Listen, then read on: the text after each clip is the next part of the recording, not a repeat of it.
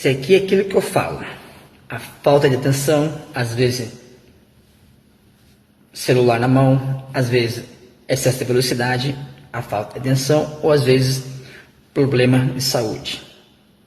Um infarto, um derrame, ou uma hora um desmaio. Mas raramente é isso. O que mais acontece hoje é a falta de atenção, o excesso de velocidade e o uso abusivo de celulares. É o que tem causado, essas três coisas é o que mais tem causado acidente no trânsito.